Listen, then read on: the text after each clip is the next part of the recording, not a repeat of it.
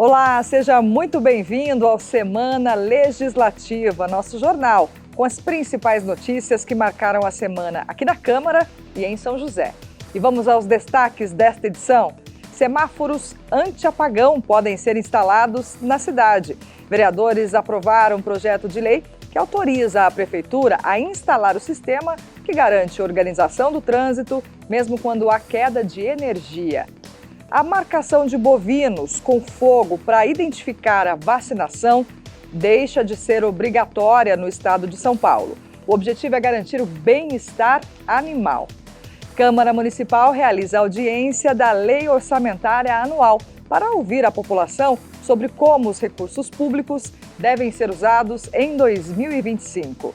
Vereadores aprovam um projeto que visa proteger as abelhas silvestres, que desempenham um papel importante para a polinização de plantas nativas e também para a agricultura.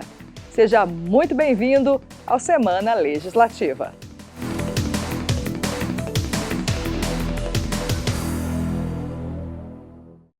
A gente começa esta edição com um balanço da sessão realizada pelos vereadores nesta quinta-feira.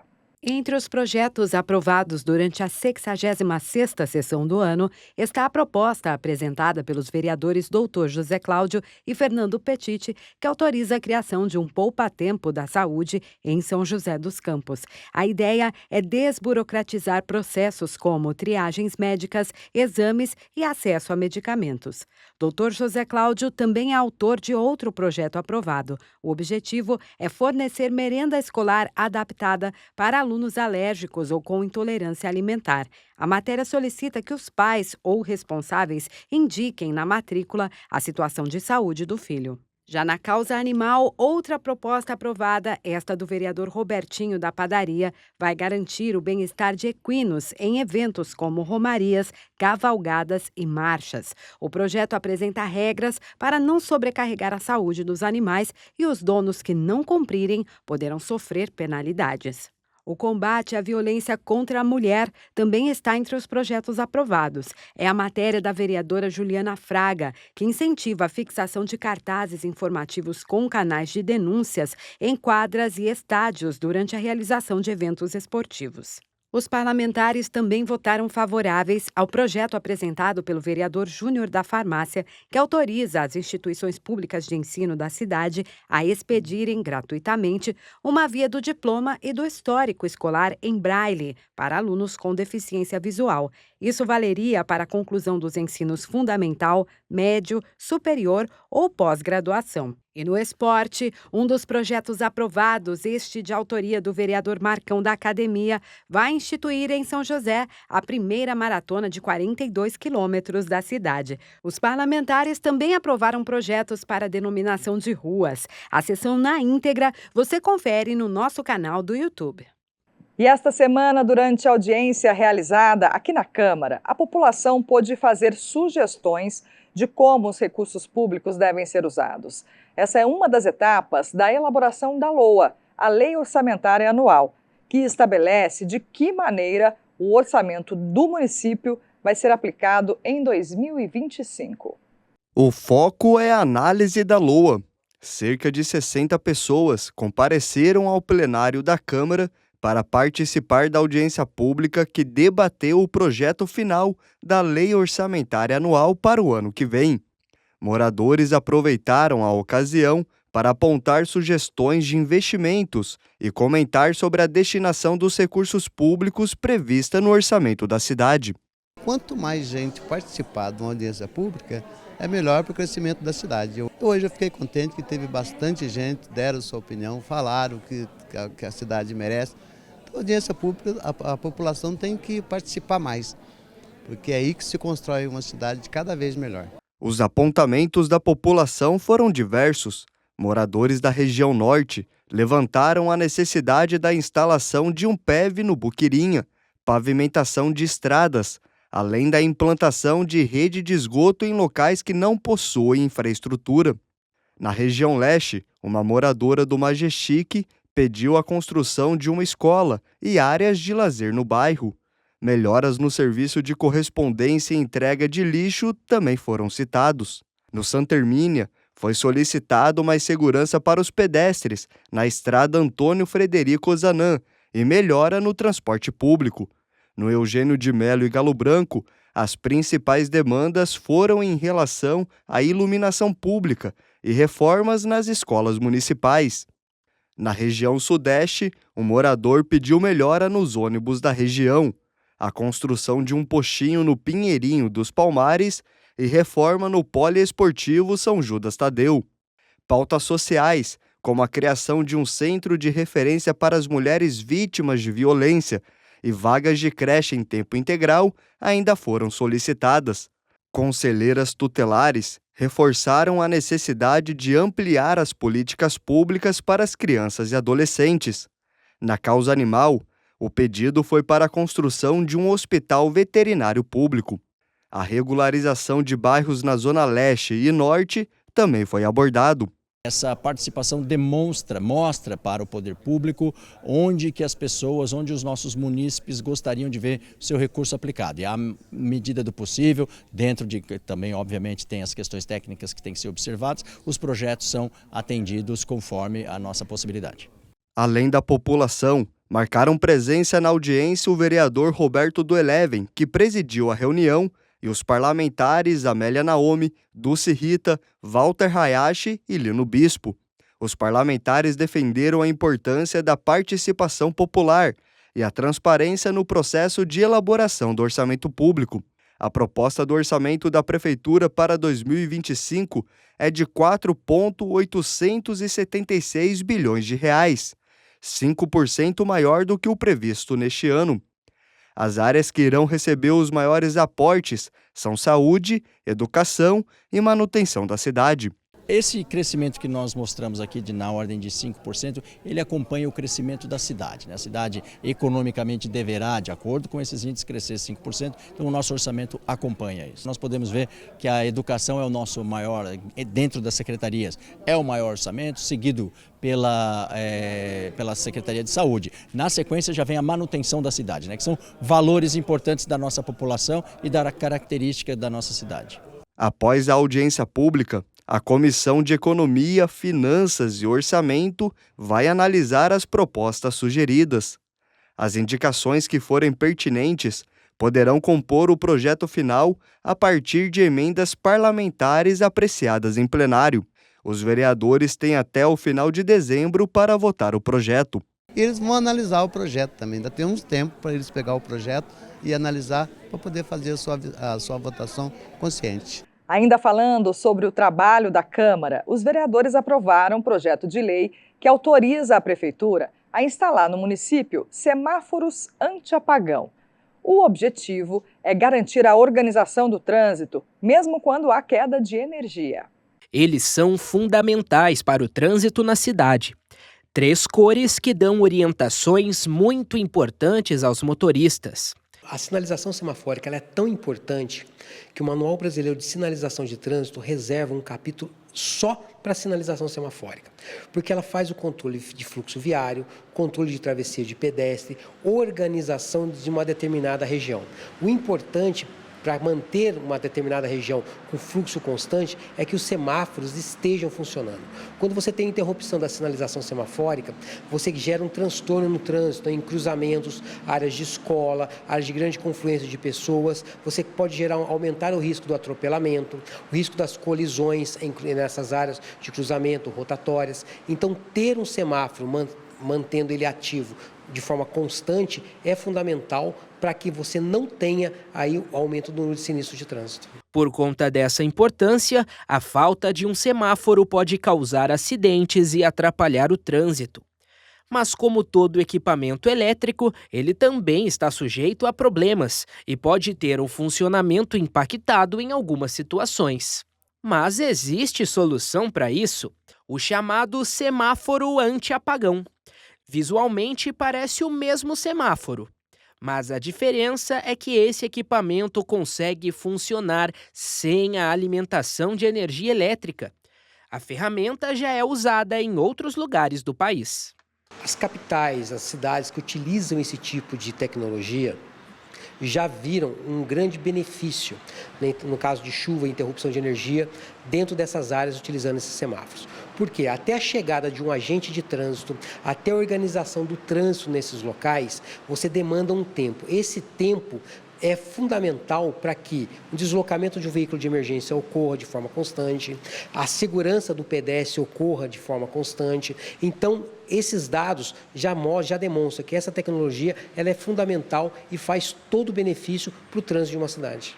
Para incentivar a instalação desses aparelhos aqui em São José, um projeto de lei apresentado pelo vereador Marcão da Academia, que foi aprovado na Câmara, autoriza o poder público a implantar exemplares do semáforo anti-apagão na cidade. Eles possuem um no-break, ferramenta que mantém os aparelhos eletrônicos funcionando mesmo quando a rede elétrica apresenta oscilações ou falhas. A finalidade dele de garantir a mobilidade, fluxo de veículos, controle de tráfego, a travessia de pedestres, seria a mesma coisa de um semáforo comum, tá? Mas com a tecnologia embutida nele de ser autônomo em caso de interrupção de energia. De acordo com o projeto, as avenidas que possuem um grande fluxo de veículos serão prioridade na instalação. Mas esse especialista em trânsito destaca que mais pontos da cidade com esse dispositivo significa mais segurança. Seria interessante também você manter esse projeto futuramente para os semáforos de travessia de pedestre, que são tão importantes também no deslocamento para a segurança do pedestre. E é comprovado que essa alternativa pode evitar acidentes e reduzir impactos negativos no trânsito.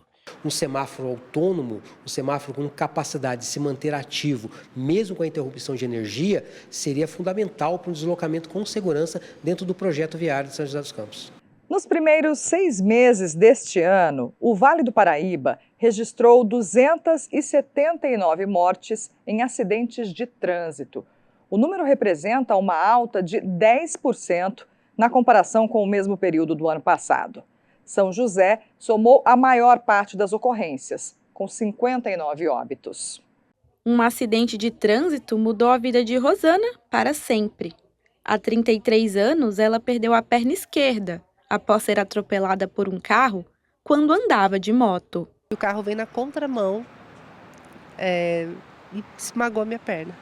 Então, dizem que o cara estava correndo e ele foi imprudente, ele estava cortando um carro e bateu na minha perna. Mas Rosana resolveu ressignificar essa tragédia e se dedicar ao esporte. Foi na natação que encontrou um propósito, há mais de 20 anos. Se tornou exemplo de superação e encara o acidente como recomeço. Eu comecei a nadar no ano de 2000, mas em busca de qualidade de vida. Eu não sabia que eu ia me tornar uma atleta, uma para-atleta, né? E no ano seguinte, 2001, eu participei já de um campeonato em Suzano. E ali começou a minha vida no esporte. Mas nem todas as pessoas têm a oportunidade de recomeçar como a Rosana. Muitas delas não sobrevivem aos acidentes de trânsito. O Brasil ocupa o 3º lugar no ranking de países com mais mortes no trânsito, segundo a Organização Mundial de Saúde. Foram mais de 390 mil óbitos em 2023. No Vale do Paraíba, as mortes no trânsito aumentaram 10,3% em 2024, de acordo com dados do Infociga divulgados pelo Detran. De janeiro a setembro deste ano, foram registradas 259 mortes em acidentes de trânsito, contra 253 vítimas fatais no mesmo período de 2023. São José dos Campos lidera o ranking, com 59 óbitos nos primeiros 9 meses do ano. Tem 2 motivos que a gente pode atribuir a esse aumento no número de vítimas. O primeiro é a sensação de impunidade. Essa sensação de impunidade tem crescido. E um outro motivo é a questão do aumento da agressividade das pessoas. Então, em função de um excesso de informação, de rede social, de polarização, as pessoas estão ficando mais intolerantes, mais agressivas. Você vê as pessoas brigando dentro de casa, brigando em reuniões familiares, e isso tem sido levado para o trânsito. De acordo com este especialista de trânsito, a velocidade é a principal vilã dos acidentes. Para ele, adotar medidas para a redução dos limites de velocidade nas vias urbanas deve ser um esforço do poder público. A grande solução mais rápida e imediata é a gente conseguir ter práticas de velocidade mais amenas, mais adequadas, principalmente na área urbana. Isso passa um pouco pelo poder público de rever a regulamentação de velocidade nas cidades, mas também dos usuários, dos motoristas, de praticar a velocidade adequada, principalmente em ambientes urbanos, porta de escola, locais com travessia de pedestre. Um estudo do Observatório Nacional de Segurança Viária apontou que em 73% dos municípios brasileiros, o trânsito mata mais que as armas de fogo. Educação pode ser o caminho para a mudança. Conscientizar a população sobre comportamentos seguros ao dirigir é uma importante solução para a redução das mortes. Despertar na sociedade essa consciência de que o trânsito também é muito perigoso.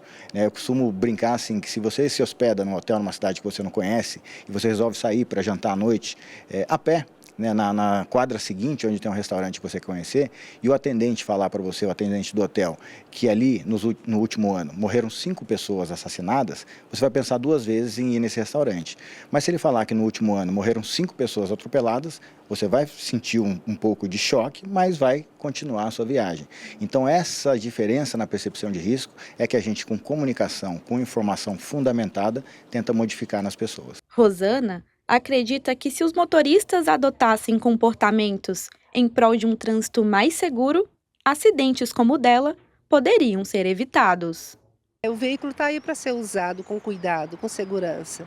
Se você faz tudo certinho, é muito difícil acontecer, né? Tanto do carro como da moto, quem está dirigindo, sabe? A pessoa tem que ter essa consciência. Se ela tem essa consciência, as coisas elas fluem. No próximo bloco, você vai conhecer os detalhes de um projeto aprovado pelos vereadores que autoriza a implantação da estimulação global nas escolas da cidade. O método favorece o desenvolvimento de crianças com deficiência. É já já.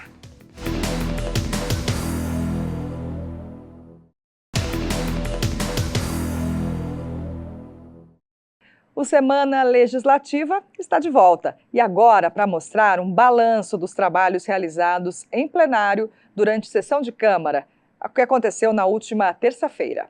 Durante a 65ª sessão do ano, os parlamentares apreciaram uma série de documentos entre requerimentos, indicações e moções. Desses pedidos estavam solicitações para a realização de serviços de manutenção pública, como podas de árvores, troca de lâmpadas, limpeza pública, tapa-buraco e ronda policial em alguns bairros. Também foram feitos pedidos para agilizar o atendimento médico na saúde. Já no período do pinga-fogo, momento em que os parlamentares comentam sobre assuntos de interesse público, o primeiro orador a usar a tribuna foi o vereador Dr. José Cláudio. Ele fez críticas à gestão da saúde na cidade e cobrou mais atenção do poder público no cuidado e qualidade de exames médicos oferecidos à população. Outra parlamentar a fazer uso da palavra foi a vereadora Amélia Naomi. Ela apresentou problemas enfrentados pelos moradores que dependem do transporte público municipal e pediu melhorias no serviço, como ampliação de horários e reformas de pontos de ônibus. A questão da mobilidade também foi o tema apresentado pelo vereador Roberto Chagas. Ele cobrou a implantação de faixas de pedestres em uma rotatória na região do bairro Alto da Ponte. Segundo o parlamentar, a população espera pelo serviço há cerca de 5 meses. Chagas também criticou a unidade compartilhada dos bombeiros e SAMU na região norte, que não teria atendido a um pedido de uma moradora que sofreu um acidente.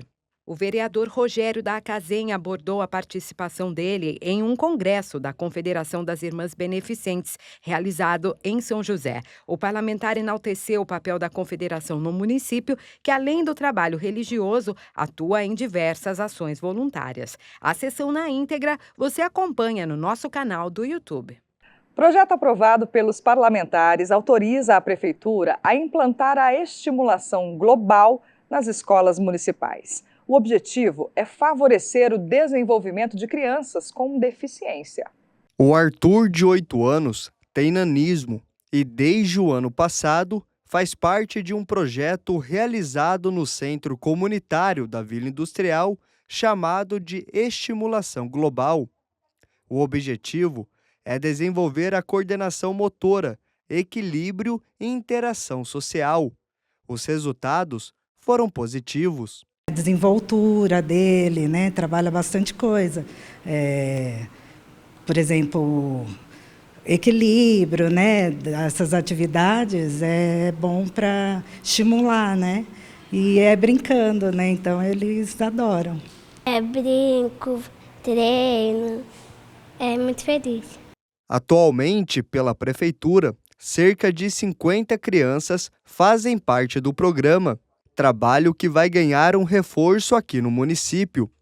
Um projeto aprovado pela Câmara, apresentado pelo vereador Marcão da Academia, vai implantar nas escolas municipais o método da estimulação global. A proposta seria realizada por meio de uma parceria com as secretarias de Saúde e de Esporte. Estimulação global, é um procedimento, são técnicas que os profissionais de educação física já têm aplicado através da Secretaria de Esporte, né? A gente muito elaborado através de uma frente parlamentar de apoio à pessoa com autismo, nós entendemos também a necessidade desse tipo de atividade para as pessoas com autismo. E aí criamos, junto com a Secretaria de Esportes, uma área, um departamento que voltasse a trabalhar mais efetivo em cima dessa área, com técnicas inovadoras, com formatos que fazem o desenvolvimento de habilidades motoras, sensoriais, de inclusão. Como tem dado esse resultado bom através da Secretaria de Esporte, veio a ideia de implantar a partir das primeiras idades, né? da educação infantil, da educação fundamental e também do ensino médio. A estimulação global é uma técnica focada no desenvolvimento infantil para as crianças com deficiência. Cada atividade é planejada de forma individualizada e feita a partir de circuitos lúdicos que transformam a terapia em brincadeira. Levar o método para as escolas poderia facilitar a identificação e a adesão de crianças e jovens. Como já tem um trabalho de acolhimento das pessoas com deficiência nas escolas municipais, de inclusão, a gente também tem que fazer um trabalho diferenciado na prática de atividade física. E a estimulação global é a melhor forma que tem para a gente trabalhar com essas pessoas. E mais do que a parte física, a estimulação é um tratamento que envolve o trabalho de uma equipe multidisciplinar, focado em aprimorar os aspectos psicológicos, motores e sociais das crianças com deficiência.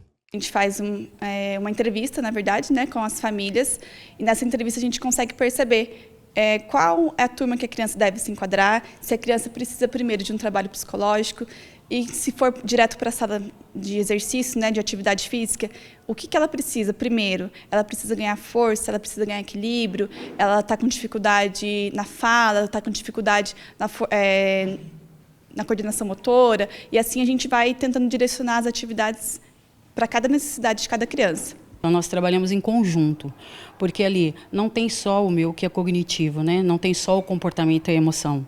Então, nós temos o fisioterapeuta, ele é responsável, ele olha o motor, vê como que é, né? Como que a criança está se adaptando ali, porque tem que ter uma ajuda de todos os lados. A criança tem que estar cercada de estímulo.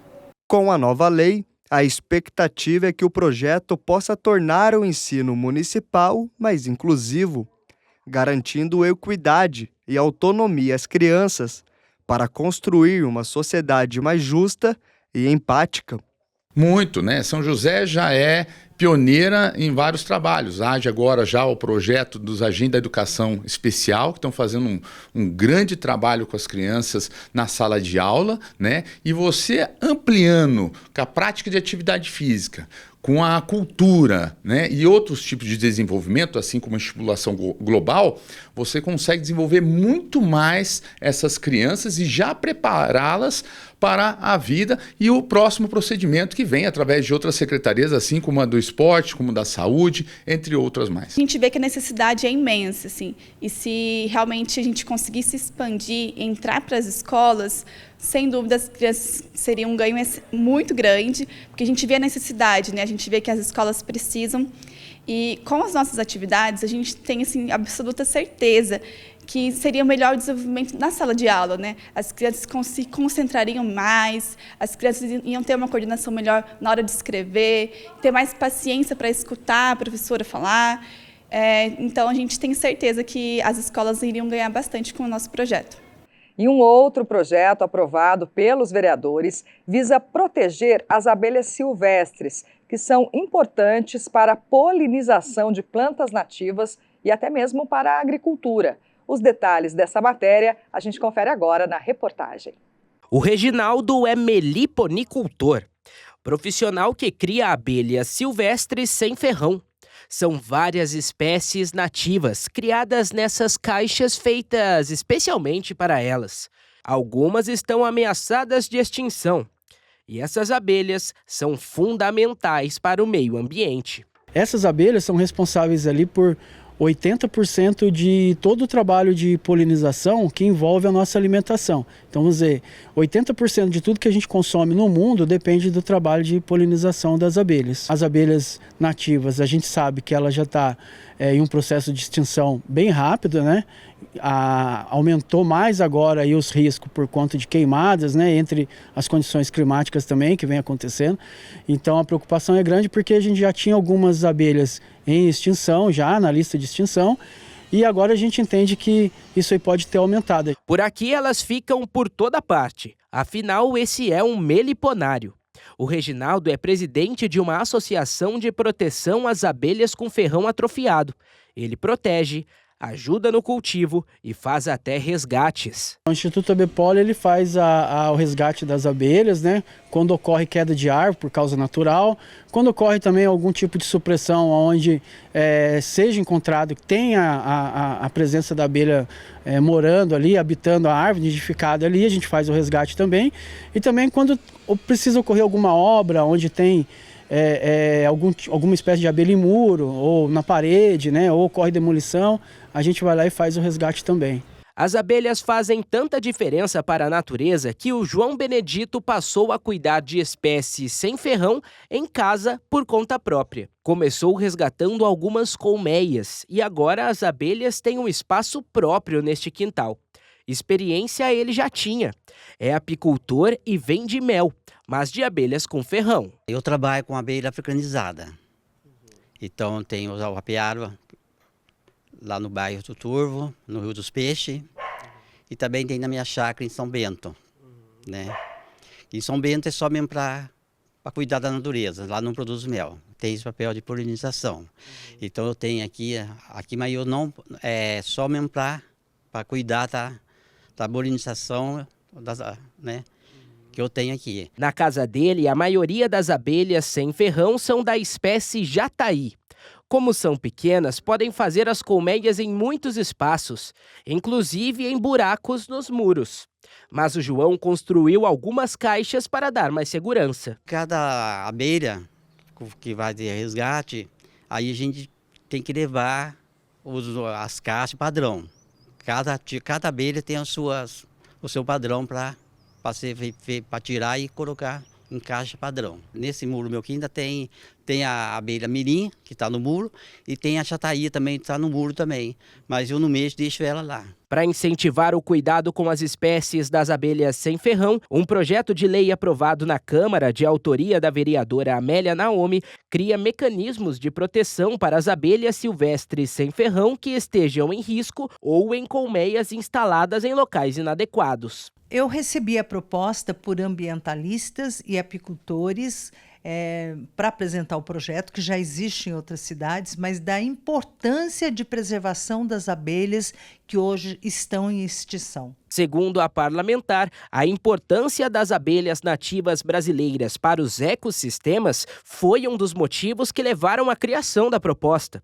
Como aponta a justificativa da matéria, as espécies são responsáveis pela polinização da flora e a melhoria de cultivos agrícolas. É fundamental as abelhas para o planeta, né? Nós temos aí a polinização que as abelhas fazem, então é importantíssimo para a agricultura.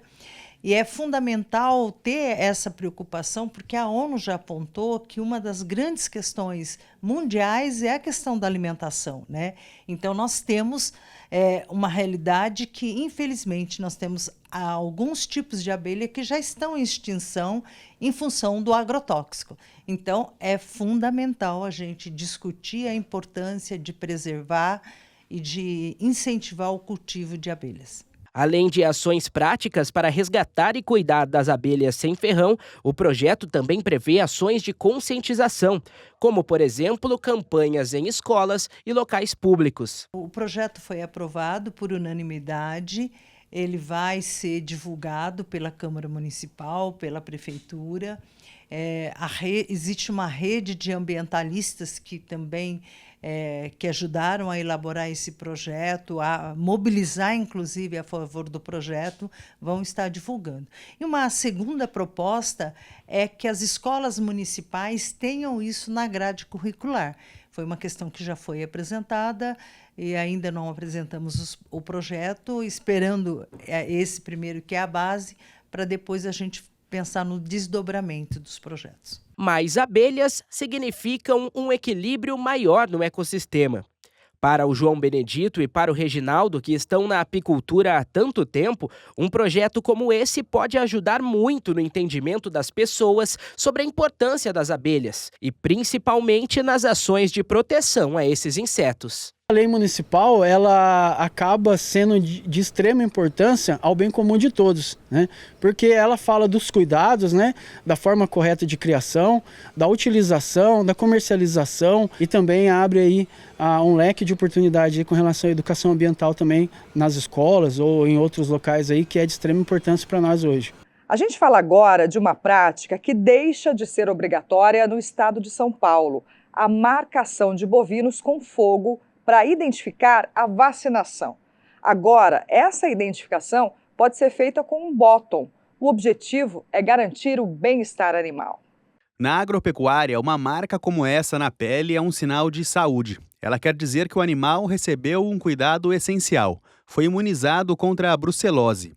Na fazenda do Guilherme, todas têm a cicatriz da marcação a fogo. Um trabalho tão cansativo quanto necessário. Tem que ter uma imobilização do animal, né? Tem um tipo específico de marca, da marca, né? O ferro, ele não pode ser nem muito grosso nem muito fino, né? Porque se o animal se mover, acaba borrando essa marcação, ela some com o tempo. Se ela for muito funda ou for muito rasa, isso tudo impacta depois na identificação do animal. Acaba sumindo essa marca, né? Ou ela ficando, você não consegue notar o que está indicando ali. Essa etapa do trabalho pode, em breve, ficar mais fácil. É que a marcação deixou de ser uma exigência do governo estadual. A vacina ainda deve ser aplicada nas fêmeas bovinas e bubalinas entre 3 e 8 meses de idade. Mas os produtores rurais poderão usar uma sinalização parecida com essa nas orelhas, que é menos invasiva. Vai melhorar bastante a parte de manejo, né? O bem-estar animal e também o bem-estar de quem está trabalhando, né? Vai minimizar bastante questão de acidente ou algo desse tipo. Mas eu acredito que seja algo positivo, sim. Eu acredito que vá funcionar certinho, vai ajudar bastante essa questão da identificação dos animais. Esse veterinário explica que, como a brucelose é uma zoonose, ou seja, uma doença que pode ser transmitida entre animais e seres humanos, o controle é indispensável.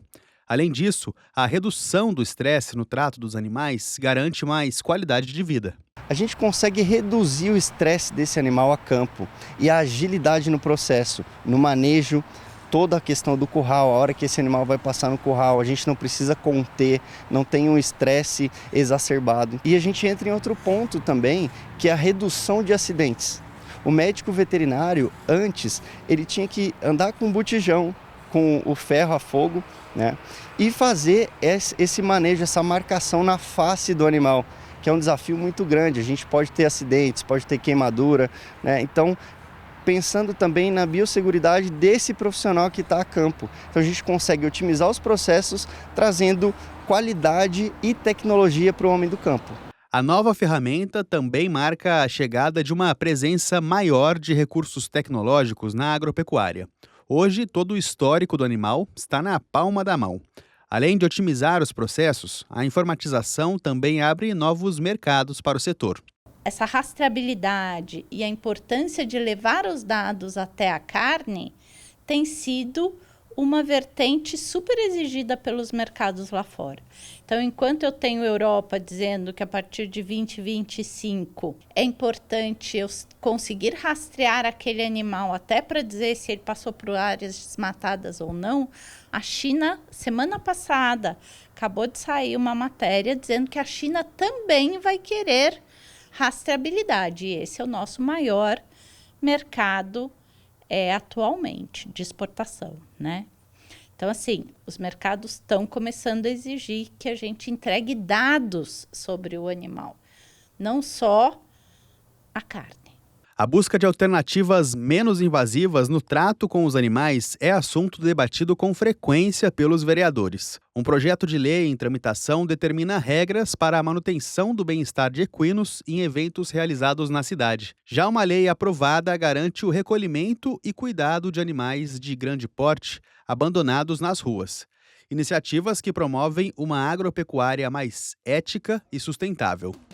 A gente faz agora mais uma pausa e no próximo bloco tem informação sobre a situação dos reservatórios que abastecem a região. É depois do intervalo.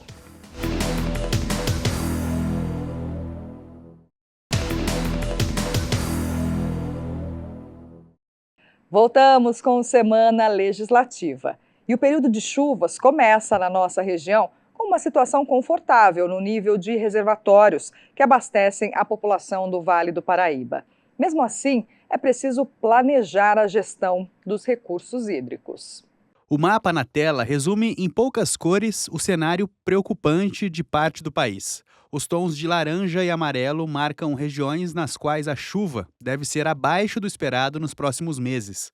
A chamada previsão sazonal para os próximos 90 dias acende o alerta. Segundo o CEMADEM, o Centro de Monitoramento e Alerta de Desastres Naturais, a situação atual apresenta riscos de desabastecimento de água. O nosso período ele é um período mais chuvoso, principalmente em relação à previsão atual para as próximas regiões do país. Então a gente está numa condição um pouco mais privilegiada, porque para a região, para o grande resto da região do Brasil, as condições de chuva são abaixo da média. E para a nossa região, as condições de chuva, previsões de chuva é dentro da média. Na região, o clima é diferente. O céu aberto com poucas nuvens tem sido um cenário comum nos últimos meses por aqui.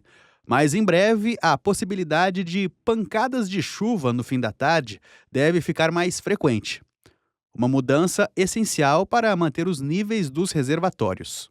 A nossa região aqui do Vale do Paraíba, eu posso dizer que ela é uma região privilegiada em relação à formação de nuvem, né? Depende do ponto de vista, né? Porque a nossa cadeia de montanhas favorece a formação de nuvens de tempestade, então são as nuvens convectivas com grande volume de água em pouco tempo.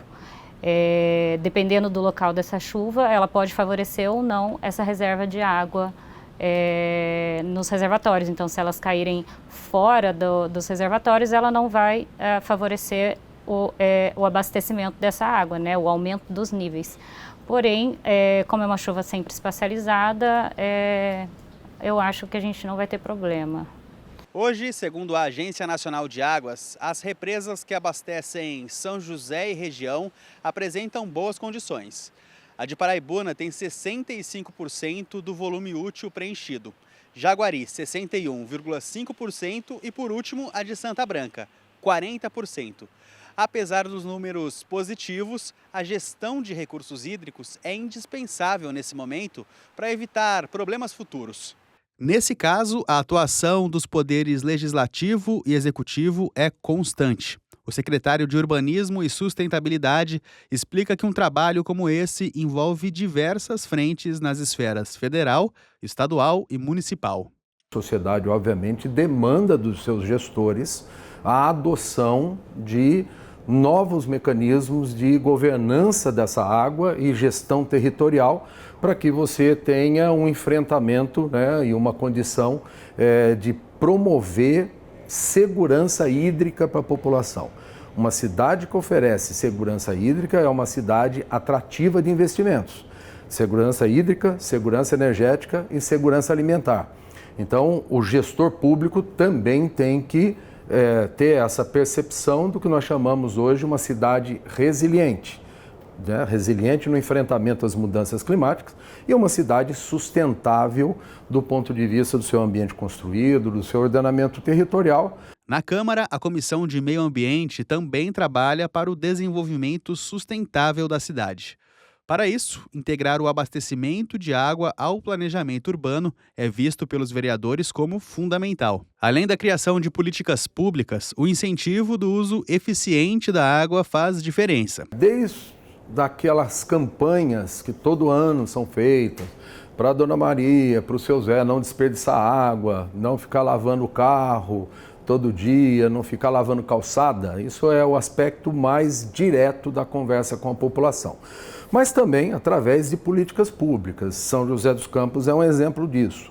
São José, em 2022, foi o primeiro município na América Latina que estabeleceu que o seu ambiente construído, as obras, né, a construção civil na cidade, ia utilizar como política pública dos conceitos do Green Building, da construção verde, que tem muito sobre economia de água.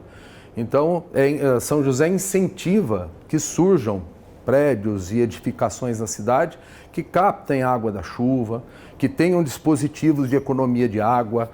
A gente muda de assunto agora. Mesmo o Brasil sendo uma referência em campanhas de vacinação, a gente tem acompanhado nos últimos anos uma baixa procura pela imunização. A cobertura vacinal em quase todo o país está abaixo da ideal. E por isso, o governo lançou um movimento nacional pela vacinação para reforçar a procura. Aqui em São José, a Secretaria de Saúde também se esforça para estimular a população. A casa de Caroline e Rafael ficou mais feliz depois da chegada do Luiz Cláudio. Cuidar da saúde do filho de 9 meses é prioridade dos papais de primeira viagem. Eles fazem questão de manter a caderneta de vacinação do pequeno em dia. A gente está até sempre olhando para ver os meses se estão certinho, né? Sempre tem a vacina de 3 meses, se não me engano é 4, 6 meses, então a gente vai seguindo certinho. Agora ele tá com 9 meses, a carteirinha dele tá toda completinha. Caroline nunca teve dúvidas da eficácia das vacinas na prevenção de doenças graves, como hepatite, febre amarela, paralisia infantil, meningite, entre outras. As picadinhas doloridas valem a pena se for para o bem do filho. Vacina é amor, né? Quando a gente vacina nossos filhos, a gente está demonstrando que a gente ama eles, né? Então é pro futuro deles, pro desenvolvimento, é para tudo, né? Se tá ali, a gente tem que seguir certinho, né? Eles é pro bem dos nossos pequenininhos. No Brasil, o Programa Nacional de Imunizações do SUS oferece 32 vacinas, todas gratuitas. A proteção começa ainda nos primeiros dias de nascido e se estende por toda a vida. A gente tem um calendário nacional de vacinação que é ultra completo, é bem modernizado e nós temos ainda umas vacinas complementares que são orientadas pelo calendário da Sociedade Brasileira de Imunização, que tornam a primeira infância até fácil para o pediatra, né? Porque não tem que intervir tanto em doenças comuns e já estudadas da primeira infância. Após enfrentar quedas consecutivas nas coberturas vacinais desde 2016, o Ministério da Saúde lançou o Movimento Nacional pela Vacinação, com foco em retomar a confiança da população nas vacinas. Para a pediatra, campanhas como essa são importantes no combate à desinformação. Existe um movimento anti-vacina que põe em risco a sociedade como um todo, certo? Então, a gente tem que tomar muito cuidado com as informações que a gente leva para frente, baseada em estudos falsos. Então, não existe nada liberado aí, principalmente no Programa Nacional de Imunização, que não seja segura. Por isso, manter a carteira de vacinação em dia é fundamental para que essas doenças graves não voltem a disseminar pelo país.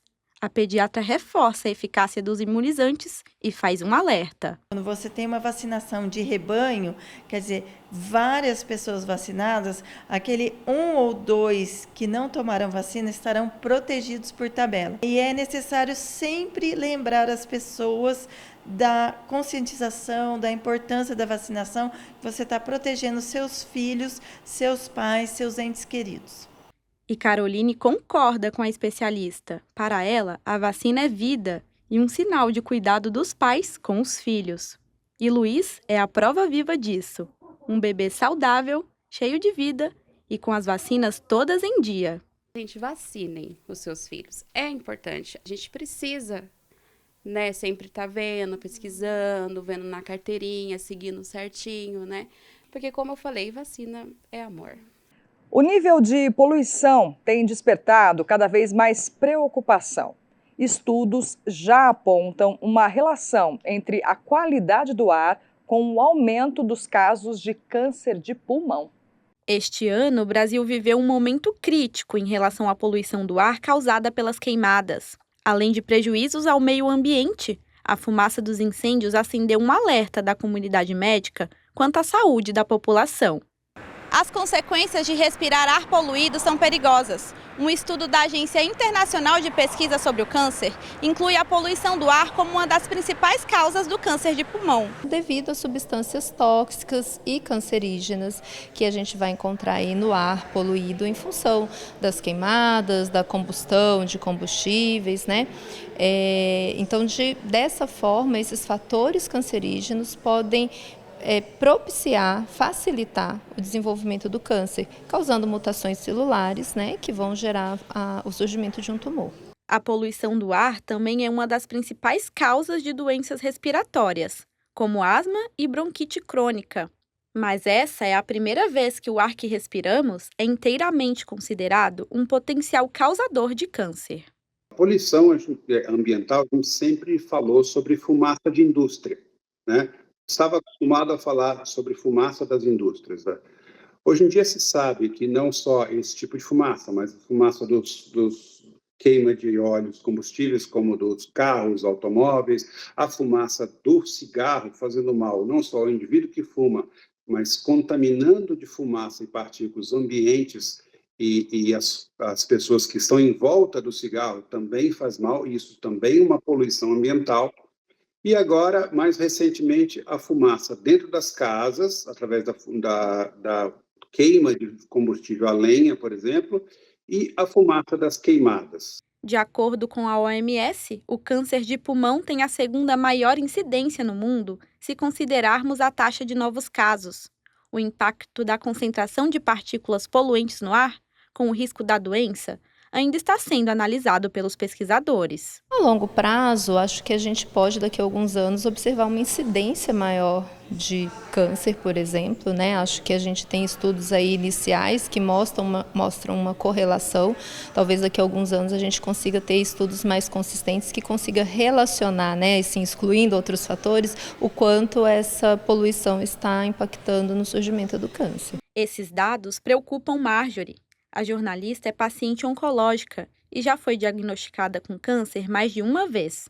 Ainda em tratamento, ela teme que a poluição do ar pode se tornar uma barreira no processo de recuperação. Não só a poluição, mas tudo que a gente vem vivendo de alterações climáticas, de alterações na nossa alimentação e tudo que acontece no nosso dia a dia fazem com que a gente tenha um aumento do câncer, não só de pulmão, mas de todos os cânceres. A gente tem que lembrar que o câncer ele é multifatorial e é óbvio que a poluição é um dos fatores que vai contribuir para que a gente tenha uma qualidade de vida pior.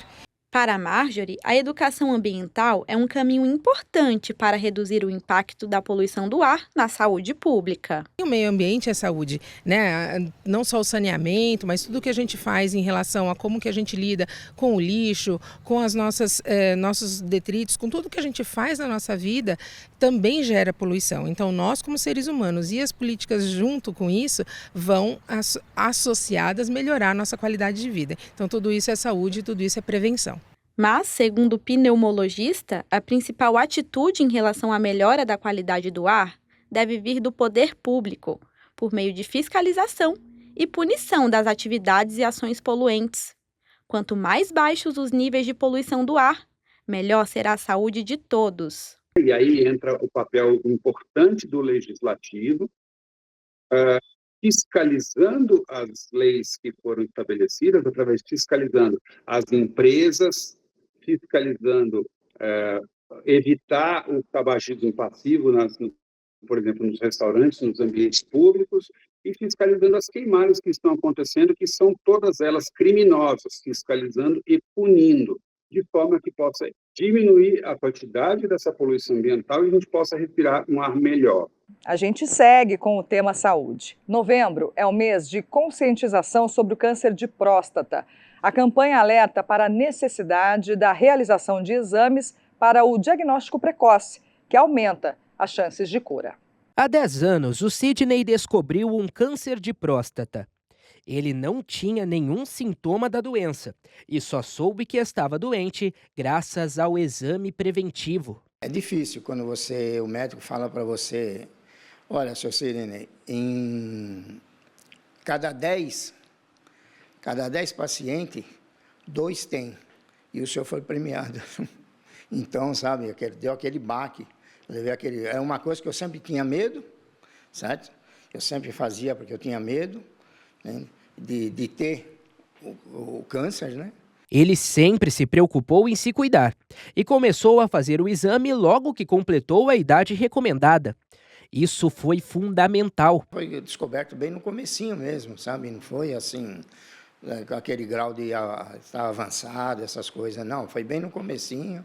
Inclusive a cirurgia foi muito bem, eu fui bem, a recuperação foi bem. Mesmo tão comum, o câncer de próstata é sinônimo de muitas dúvidas na população. Esse oncologista explica a doença. Câncer é um crescimento desordenado de algum tecido do nosso corpo, né? Então, uma das características principais do câncer é que as células elas perdem o controle sobre a sua reprodução e se reproduzem desordenadamente. O câncer da próstata é exatamente essa mesma situação na próstata, que é um órgão que faz parte do nosso sistema reprodutivo, né? Produz parte do sêmen. A doença está ligada diretamente à idade e não apresenta muitos sintomas. O problema é que quando o homem, a partir da 5ª para a 6ª década, as próstatas de todos os homens crescem. Tá? E esse crescimento da próstata muda um pouco a parte urinária. Na grande maioria das vezes, isso é benigno. É hipertrofia prostática benigna que não tem que fazer grandes intervenções na maior parte dos casos. Só que algumas vezes isso deteriora e vira tumor. O câncer de próstata é o segundo tipo de câncer mais comum e o segundo mais fatal entre os homens brasileiros. Segundo estimativas dos órgãos de saúde, só no ano que vem devem ser notificados mais de 70 mil novos casos da doença. Os exames preventivos são fundamentais e necessários para o diagnóstico precoce. O indicado é você procurar o urologista a partir dos 45, 50 anos de idade, você já começar a fazer o acompanhamento com o urologista. É raro o câncer de próstata em homens mais novos. É importante o diagnóstico precoce para você diferenciar as doenças que são mais tranquilas, que podem ser acompanhadas, das doenças que são mais agressivas, onde tem que ser feitas intervenções mais precoces. Às vezes cirurgia, eventualmente radioterapia e às vezes tratamento também com hormônios, que a gente às vezes usa também. Para conscientizar a população sobre a importância do exame, que ainda é um tabu para muitos homens, desde 2011 o país todo se une na campanha Novembro Azul. O objetivo é mobilizar a sociedade a partir de ações educativas e estimular a prevenção. A importância da campanha é que a gente tem que lembrar todo mundo que é uma doença, que o câncer da próstata é uma doença frequente e é uma doença que pode aparecer em qualquer pessoa. É uma doença do envelhecimento. E quanto mais a gente tiver consciência sobre isso, quanto mais a gente conseguir vencer essas dificuldades, esses preconceitos que a gente tem, a gente acaba identificando a doença mais precoce e com resultados melhores a cada vez, e a gente consegue viver melhor, né? E falar que a prevenção e o diagnóstico precoce são muito importantes nunca é demais. O Sidney é prova disso. Descobriu o tumor, operou e hoje está curado. Mesmo assim, continua fazendo os exames e se cuidando. O câncer foi uma virada de chave para ele. Eu me cuido mais depois disso daí, ou depois também de eu perder 2 irmãos de uma vez assim, por não se cuidar na saúde, eu comecei a me cuidar mais da minha saúde. Então, sabe, aí o câncer foi uma sequência, deu para me cuidar mais ainda. O Semana Legislativa fica por aqui, espero que você tenha aproveitado as informações. Um ótimo fim de semana para você.